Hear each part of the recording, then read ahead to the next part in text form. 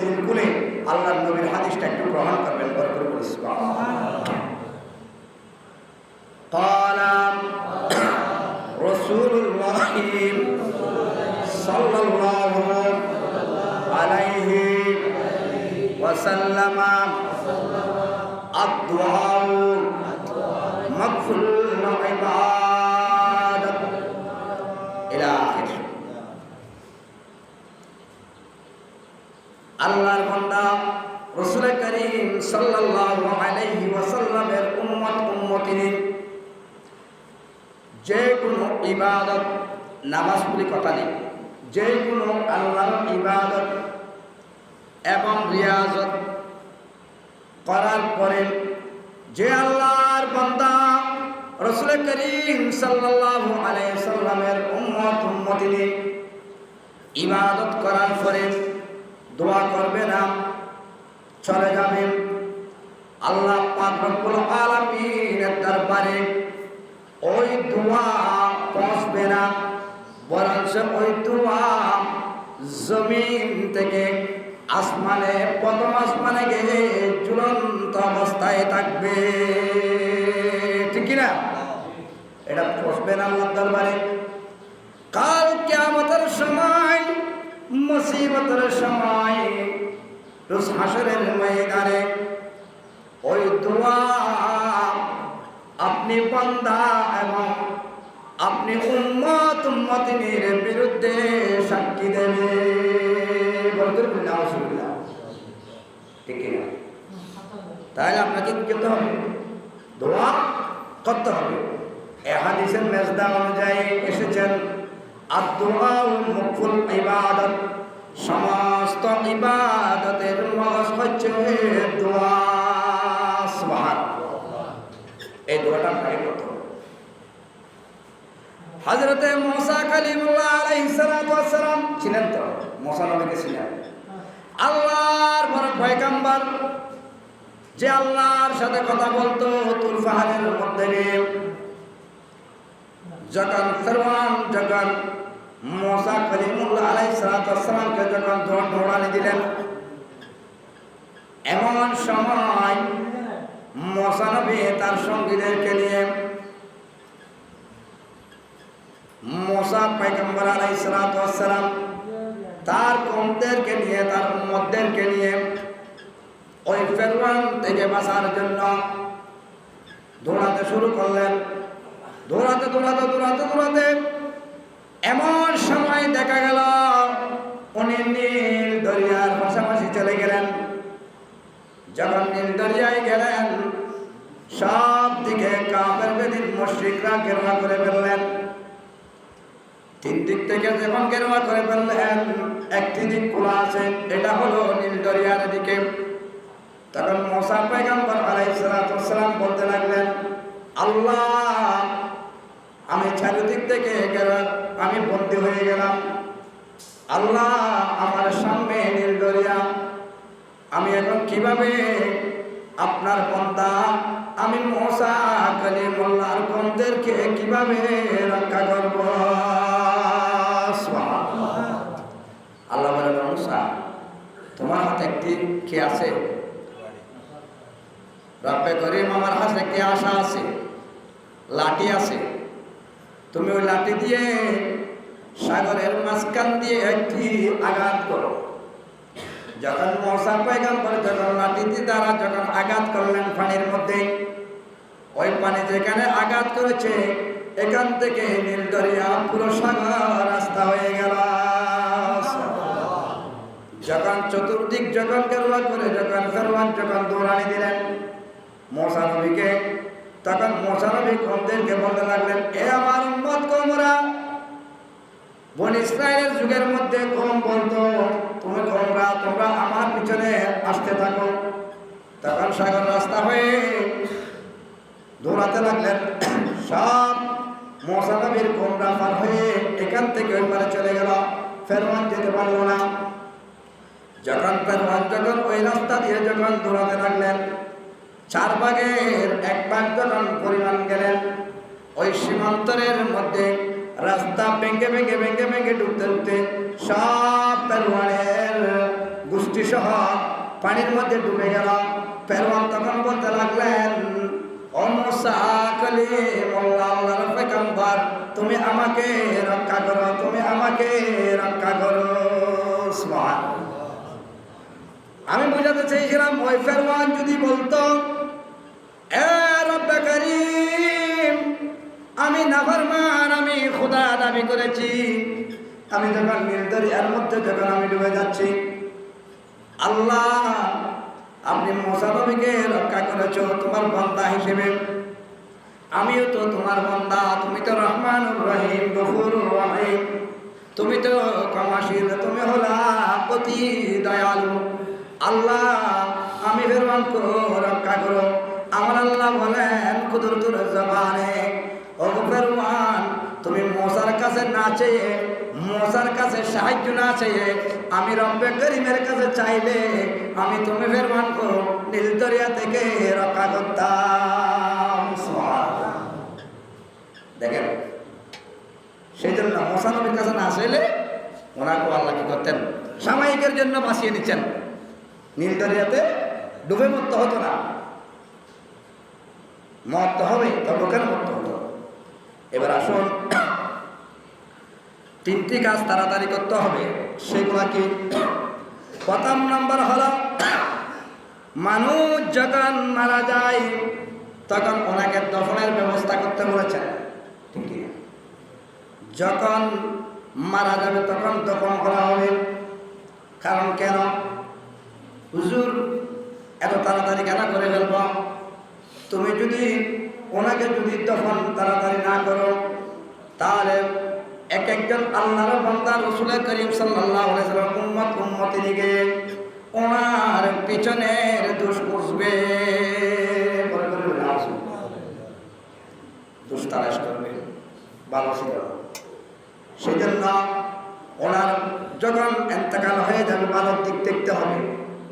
তুমি ভালো দিক না দেখে যখন খারাপ দিক যখন বুঝবে, সেজন্য আমার রাসূল বলেছেন, ও উম্মত, যখন মানুষ যখন মারা যাবে ফ্রিজের গাড়ি এনে রেখেও না, কারোর জন্য অপেক্ষা করা যাবে না, তাড়াতাড়ি দহন করে ফেলো।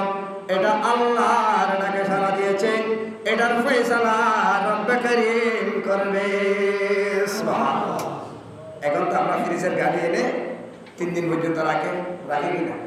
আসা না এটা লেখি না চাই অনেক যায় তা মানুষ চাই বলে ফ্রিজ সময় দিচ্ছে 10 মিনিট ঢুকাবো তো করলে বলে দূর দেবে দেরি হয় না? না হয়। আহা মরার মধ্যে হলো তো না ফ্রিজুল্লাহ হয়তো আর হয় খুশি করে দিয়ে দেয় তার মাথার না সাইর হয়ে যেত ক্যা মাথার তো হড়ে গেলে যেত বা মাথায় খবর না হলো আজ বাপ মরে গিয়ে রেলে হাঁদা হাঁদা খাই দেয় এখানে হলি বসা করছে হল দিবে বিদায় কর কথার রং করে দেবো এটা লিখতে হল তাহলে রেখা যাবে না। প্রথম নাম্বার। দ্বিতীয় নাম্বার হলো কারো ঘরে যদি উপযুক্ত কন্যা সন্তান থাকে, মেয়ে থাকে, তাহলে তাকে বিবাহ দিতে হবে তাড়াতাড়ি। ঠিক আছে? চারদিক দেখতে হবে। আপনার ঘরে উপযুক্ত 3টি কন্যা সন্তান আছে, আপনি না দেখে আপনি কাউকে দিয়েছেন পাহাড়ে, কাউকে দিয়েছেন সাগরে, কাউকে দিয়েছেন বিলে খালে, এভাবে দেওয়া যাবে না। 4টা দিক দেখতে হবে। কয় দিক? একটি বিবাহ দেওয়ার জন্য আমার রাসূল নবুয়তের জবানে ইরশাদ করতেছেন, ওগো উম্মত, 4 দিক দেখে তোমার কন্যাকে শাদী দাও। সুবহানাল্লাহ। হুজুর 4 দিককে কি বলা হয়? যার কাছে 4 দিক আছে ওই 4 দিকের নাম হলো কুফু। 4 দিকে কি বলা হয়? কুফু বলা হয়। 4 দিক না থাকলে 3 দিক থাকতে হবে। 3 দিক যদি না থাকে 2 দিক থাকতে হবে। 2 দিক যদি না থাকে ওনার সাথে আত্মীয়তা করা যাবে না। ঠিক কিনা? 4 না ভালি 2 3 না চাইবে, 3 না ভালি 2 চাইবে, 2 না ভালি আত্মীয়তা 90 কেন লাগে ইনা করতে ইনা নবীর নবুয়তের জবানের হাদিসের কথা। তাহলে তারা বিবাহ দিবেন। আজকে কুরবান মধ্যে এসেছেন 3 নম্বর। দ্বিতীয় নম্বর হলো আপনি যখন গুনাহ করবেন আপনারা তো গুনাহ করেন নাই আশা করি, গুনাহ আছে না? ফোন আনার কুলজুমা হয়তো কিনলে গুনাহ বেশি গুনাহ আছে, আর ওই আত্মা আছে বলে শুধু। আচ্ছা, তাহলে বোঝা যাচ্ছে আমরা গুনাহগার। আল্লাহ আমি গুনাহ করেছি, স্বীকার করেছি, তোমার দরবারে হাত তুলে দিয়েছি। আল্লাহ আল্লাহ আমি আসার টাইমে আমার সাথে 10 জন মানুষ কথা বলেছে, আমি 10 জনকে 10 কিসিমের কথা বলেছি। এর মধ্যে আমার মনে হচ্ছে আমি 4 হতে 5 কিসিমের কথা আমি মিথ্যা বলেছি। গুনাহ করেছি না? আমি জানি এটা আমি মিথ্যা বলেছি। আমাকে বলছেন হুজুর আপনি কোথায় যাচ্ছেন? আমি বলছি আমি মার্কেটে যাচ্ছি, আসতেছি জুমার মধ্যে। মিথ্যা বলছি, মিথ্যা বলেছি। কারণ কেন? আমার পিছনে শত্রু আছে, আমার পিছনে দুশমন আছে, আমি আমার জানকে রক্ষা করার জন্য আমি মিথ্যা বলেছি, ঠিক কিনা? গুনাহ করেছি, এটাও গুনাহ। জান বাঁচা খরচ, তারপরেও গুনাহ হয়েছে। সেজন্য আমার নবী বলেন, ওগো উম্মত, মিথ্যা বলেছ এটা অসুবিধা নেই, তবে তুমি তাড়াতাড়ি তওবা করে ফেলো। তুমি মসজিদে আসো, পাহাড়ের কোণায় যাও, ঘরের কোণায় বসো, নিরঞ্জনে বসো, কাউ যেন না দেখে, কেউ যেন না দেখে, একমাত্র আল্লাহ আলিমুল গায়ব এবং আল্লাহর বন্ধু হাবিব দেখবে। এর থেকে লুকানো যাবে না। যেখানে তুমি জায়গা পাও সেখানে বসো। হুজুর জমিনের মধ্যে বসে তওবা করলে হবে নাকি? আমার নবী আসার পূর্বে থেকে আমার নবী যেদিন এসেছে সেদিন থেকে আল্লাহ পাক রব্বুল আলামিন, আল্লাহর আসমান থেকে জমিনকে আল্লাহ পাক রব্বুল আলামিন নামাজের জায়নামাজ বানিয়ে দিয়েছে। সেজন্য আপনি যেখানে চাই সেখানে নামাজ আদায় করতে পারবে। তবে একটি কন্ডিশন হলো জায়গা পাক, জামা পাক, ঠিক কিনা? জায়গা পাক, জামা পাক, শরীর পাক, সতর ঢাকা, কাড়া হওয়া, লম্বা হওয়া, ওয়াক্ত সিনার নিয়ত করা, তাকবীরে তাহরিমা বলা, কেরাত পড়া, রুকু করা, সিজদা করা, কমা করা, জলসা করা, এগুলো দিদের হুজুর তারা ভালো জানে, নুরানি পড়া, এগুলো ঠিক রাখতে হবে। আপনি যেখানে চান আল্লাহর জমিনে নামাজ আদায় করবে, তখন ওখানে বসে তওবা করে ফেলবে। কি করে ফেলবে? তাড়াতাড়ি তওবা করে ফেলবেন। কারণ আপনি যদি তওবা না করেন তাহলে আপনার গুনাহ থেকে যাবে। সেজন্য তওবা করতে হবে। আল্লাহ পাক রব্বুল আলামিন বলেন, যারা ইন্তেকাল হয়ে গেছে, দুনিয়ার জমিন থেকে আলেমে বরজখের বাসিন্দা বনে গেছে, এরা কবরের জগতে চলে গেছে, আল্লাহর কাছে ফরিয়াদ করতেছে, আল্লাহ আমাদের আমলনামা বন্ধ হয়ে গেছে। মারা গেলে তার আমলনামা বন্ধ হয়ে যায় না? তার আমলের দরজা কি হয়ে যায়? বিলাপ্ত হয়ে যায়। এটার শুধু জারি থাকবে সদকায়ে জারি।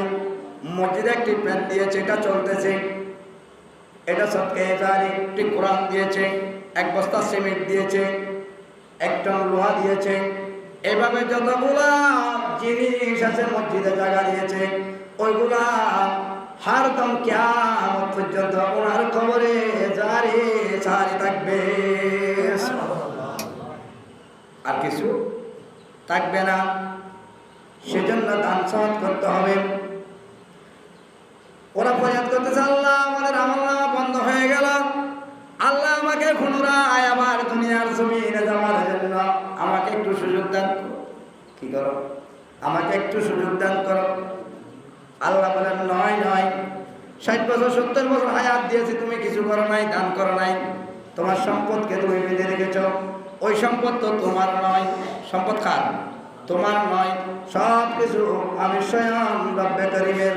তুমি যখন বেঁধে রেখেছো, আমার ঘরে দাও নাই, আমার বন্ধুর ঘরে দাও নাই, আমার বন্ধা বান্ধবীর বিপদ আপদের মধ্যে দাও নাই, তুমি রেখে দিয়েছো।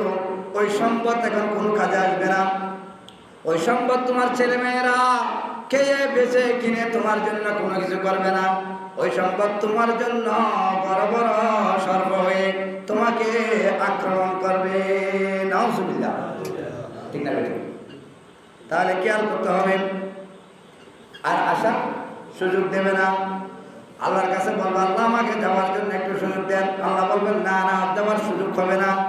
আল্লাহ আপনি যদি আমাকে সুযোগ দেন, আমি সারাদিন আমি রোজা রাখবো, উপোস থাকবো, আপনার কাছে আমি রোজা রাখবো, আমি রোজাদার হয়ে যাব। আমি মাগরিব থেকে ফজরের নামাজ পর্যন্ত আমি শুধু আপনি রব্বে করিমের দরবারে ইবাদত করতে থাকবো। সুযোগ আছে না? এই কথা বলেছেন।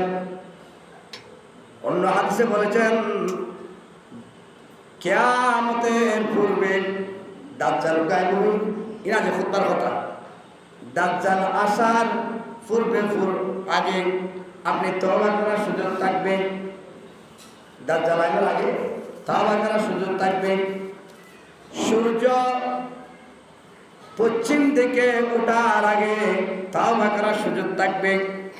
সূর্য যখন পশ্চিম দিকে যখন উদিত হবে তাহলে বুঝতে পারবে ইয়াউমুল কিয়ামা, কিয়ামত শুরু হয়ে গেছে।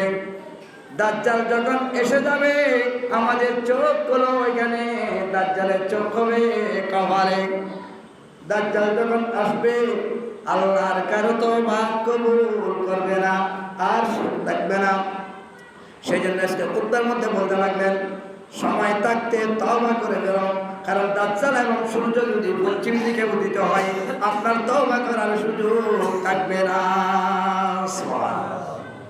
সেই জন্য আপনি তাড়াতাড়ি কি করতে হবে? তওবা করতে হবে। আজকে কোরআনে কারিমের একটি আয়াত তুলে ধরেছেন ইবনে নাবাত রাহমাতুল্লাহ আলাইহি, ওয়া ইযা আরাদাল্লাহু বিকওমিন সুআন ফালা মারাদ্দা লাহু।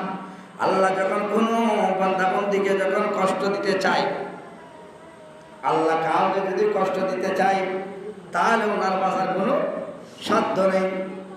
বাংলা ভাষায় একটি প্রবাদ আছে, আমরা সকলে জানি, রাখে আল্লাহ মারে কে, মারে আল্লাহ রাখে কে, ঠিক কিনা?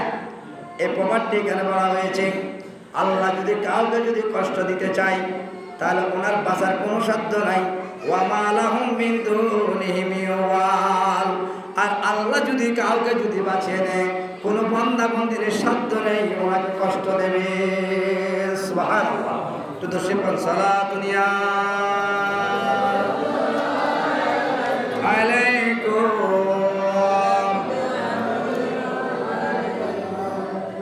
মোহাম্মদ মুস্তাফা জানে খোদা কোন, খোদা জানে মোহাম্মদ মুস্তাফা কোন। সালাতুনিয়া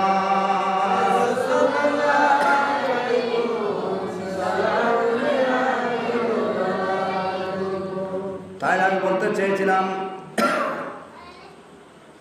আল্লাহর মাহবুব নবী হাদিস শরীফের মধ্যে ইরশাদ ফরমাচ্ছেন, ওগো আমার উম্মত, নামাজের আগে আগে আপনি চারটি কাজ করে নেবেন। নামাজে সালাম ফিরার আগে আগে চারটি দোয়া আল্লাহর দরবারে করতে থাকবেন। সেই দোয়াগুলো কি? প্রথম নম্বর হলো আপনি নামাজে দাঁড়াইছেন, আপনি একটু মনে মনে দোয়া করবেন, আল্লাহুম্মা ইন্নী আউযু বিকা মিন আযাবিল কবর। আল্লাহর দরবারে দোয়া করবেন, আল্লাহ প্রথম নম্বর আমি নামাজে দাঁড়াইছি, আপনার দিকে কিবলা হয়ে গেছি, আল্লাহ আমাকে কবরের আযাব থেকে ক্ষমা করো। সেজন্য হাদিসের মধ্যে বলতেছেন আল্লাহুম্মা ইন্নী আউযু বিকা মিন আযাবিল কবর, আল্লাহ কবরের জগৎ থেকে আমি বান্দাকে রেহাই দাও। এই ডরটা থাকতে হবে নামাজে সালাম ফেরার আগে। দ্বিতীয় নম্বর হলো ওয়া আউযু বিকা মিন আযাবি জাহান্নাম। আমার নবী নবুয়তের জামানায় ঘোষণা দিতে বললেন, ওগো উম্মত, ওয়া আউযু বিকা মিন আযাবি জাহান্নাম। কবরে দিয়েছে হিসাব নিকাশ হবে, ভালো হলে জান্নাতে যাবে, খারাপ হলে জাহান্নামে যাবে। ওগো উম্মত, তুমি জাহান্নামে না যাওয়ার জন্য আমির হাদিসটা আমল করো, আমি নবীর হাদিসটা আমল করো। কিভাবে আমল করো? আউযু বিকা মিন আযাবি জাহান্নাম, আল্লাহ আমাকে জাহান্নামের থেকে রক্ষা করো। তৃতীয় নম্বর হলো ওয়া আউযু বিকা মিন ফিতনাতিল মাহইয়া ওয়াল মামাত, আল্লাহ আমাকে আপনার মিশন দুনিয়ার মধ্যে, ফিতনার দুনিয়ার মধ্যে, ফিতনার জমিনের মধ্যে আল্লাহ আমাকে খানাখানি মারামারি থেকে, ফিতনা থেকে আমি আপনার বান্দা আমাকে এবং আপনার দুস্থ হাবিবের উম্মতকে আল্লাহ আমাকে ফিতনা থেকে হেফাজত করো। ঠিক আছে, রব্বা দোয়া করতে হবে। চতুর্থ নম্বর আখের আল্লাহ এবং আমার নবীর হাদিসের মধ্যে শিখিয়ে দিচ্ছেন ওয়াউযু বিকা মিন ফিতনাতিল মাসিহিদ দাজ্জাল। ফিতনাতুল মাসিহিদ দাজ্জাল, আল্লাহ আপনি দাজ্জাল থেকে আমাকে হেফাজত করো।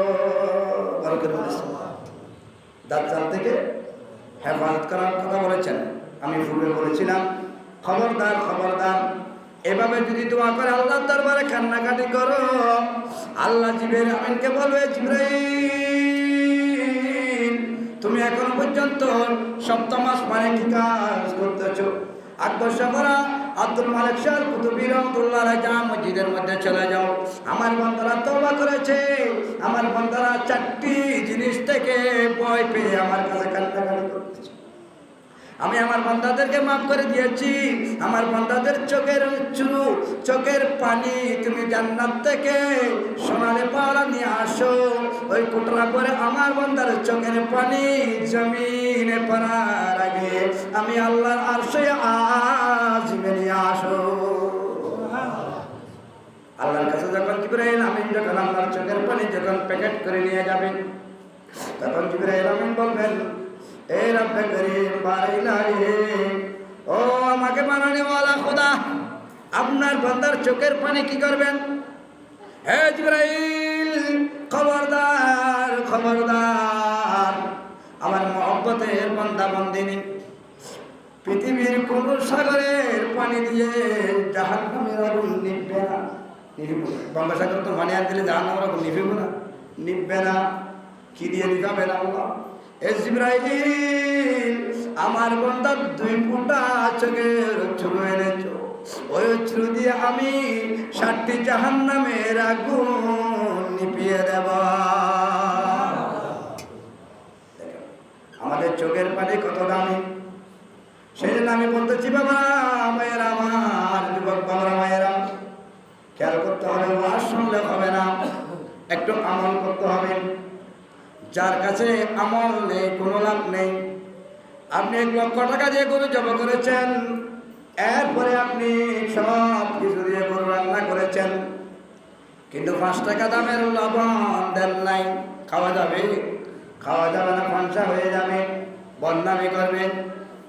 যেমন লবণবিহীন যখন যেমন তরকারি খাওয়া যাবে না, আমলবিহীন আল্লাহর বান্দা রাসূলের উম্মতের কোনো দান